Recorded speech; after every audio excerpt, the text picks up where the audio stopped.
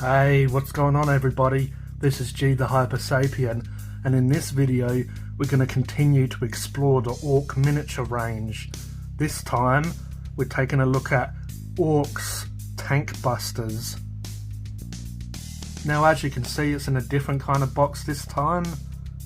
It's a pretty basic, boring box. I mean, I know it's just a box, but normally Warhammer has quite nice boxes with some nice box art, and yeah, we're left with this pretty damn plain box. Citadel, Warhammer Age of Sigmar, Warhammer 40,000. Now it just has the same on the sides. If we flip it over, it pretty much has the same design. It has a warning, small parts, has cautions and warning, don't let kids play with it, that sort of stuff. You have your copyright and you're manufactured in UK, Games Workshop, blah blah blah. But like always, let's bust this open and we'll have a look. But yeah, this is obviously a resin kit. Let's have a look. Now it is a pretty straightforward kit, but you don't get no instructions. As I said before, you don't get no art. So it's nothing too great in those terms. So you get 5 of these bases for your orcs, and then you get 2 smaller ones obviously for your squigs. So we'll put some of these aside and we'll take a look at individual bits, individual sprues. So here you've got 2 orks, 2 tankbustas. I mean, they're pretty nice. The resin doesn't seem too bad so far, but we'll have a look and see if there's any issues there. So it looked good from the first look, but as I turn it, you can see a few little bubbles in the resin here. So they're not too bad because they're sort of underneath, but you wouldn't really want any of those bubbles on details that's more visible, but we'll see. So as I said, from a top down or a forward point of view, they're not too bad. So on all the details, they're not too bad on the bombs and all their gubbins on the back. This Dark Angel looking or Aquila looking part seems fine. The bombs, like the dynamites and the missiles, seem okay.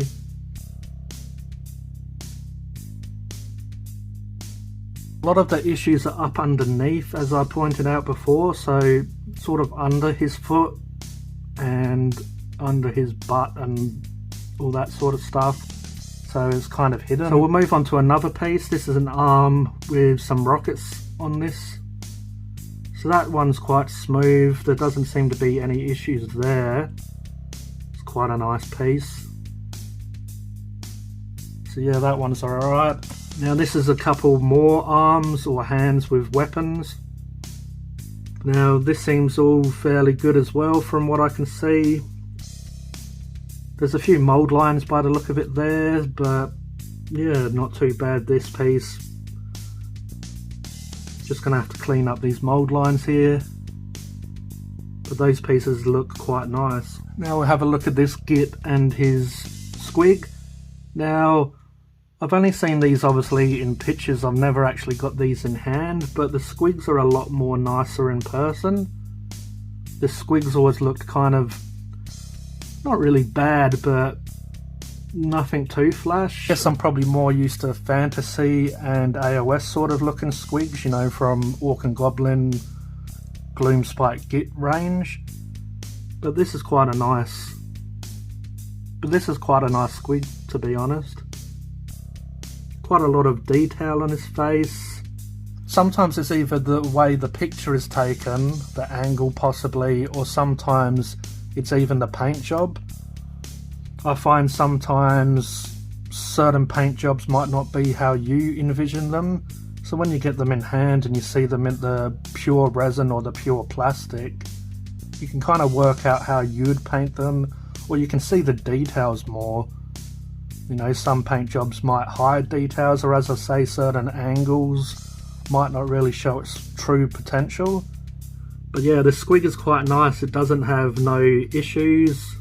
It doesn't really have many mold lines or any holes or any issues with the resin. The resin is also quite clean. Like, it's not sticky like you hear about some resin. Luckily for me, pretty much most of the resin has been clean for the companies that I've reviewed. Yeah, there's a little bit of mold line and a hole here under the Ork's arm. Again, it's kind of hidden, and I have had other resin that's had little holes in it, and unless it's really bad, you can kind of just make out that it's a bullet wound or hole, or you can kind of work around it that way if it's obviously, as I said, not too bad. I mean, some you can even clean up with a knife, just smoothing it out a little bit. But yeah, this is a really nice looking. I haven't really touched on the aesthetic as much. I do like the aesthetic of these Tankbustas. They're nice. I like how some of them have got Space Marine parts. Like, I guess when they destroy a tank, you know, they just take little bits, funny enough, just little bits of scrap, even just take little bits of scrap, even if it's just, you know, like a symbol of the Space Marines by the looks of it. You have all these nice rockets. I like how different a lot of these rockets are. It's quite nice with the Orks. They have a lot of missiles or rockets, but they're all quite different on, especially this kit. I mean, you've got these more bomb looking ones, and then you've got these ones that are more like a missile in a way. It's just quite nice. These are nice looking Orks though. Yet again, I like the way these Orks look, but in pictures they do look kind of outdated, but when you see them in person again, as I mentioned before, they're quite nice looking Orks. They're obviously dated, but I do like that look of these Orks. Like, they're nicer than Ork boys and Ork knobs, especially the faces. They are quite small, even smaller than Ork boys in a way. I guess Ork boys are quite hench and hunchbacked. These are almost a little bit more upright.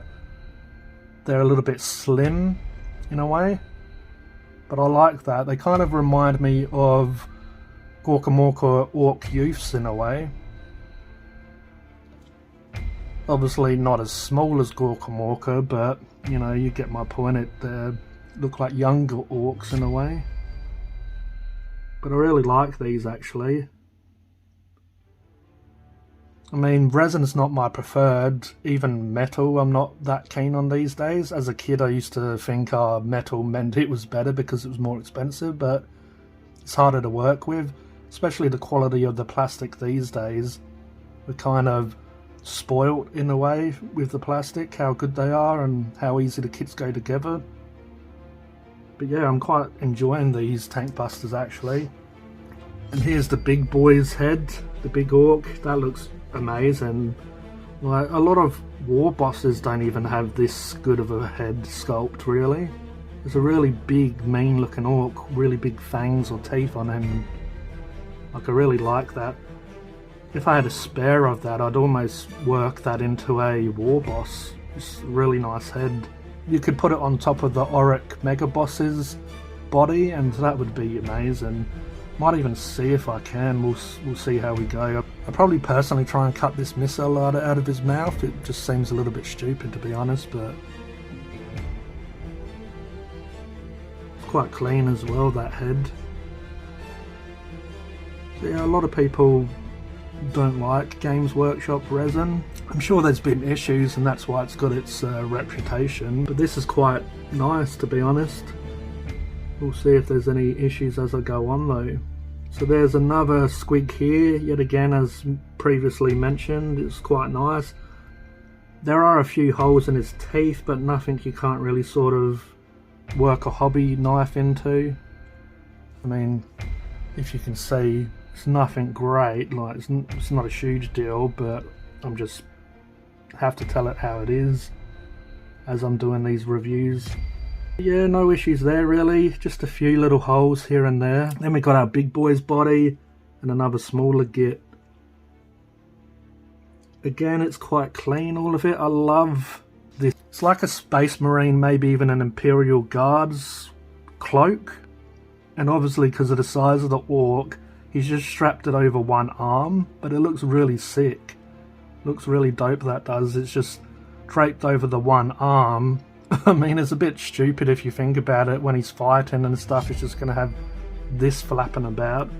But it's, as I said, they just seem to like to decorate themselves with their enemies' stuff.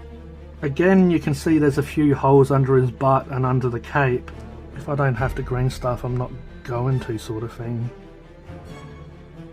If I can get away with it. But yeah, I really like the aesthetic again, as I pointed out before.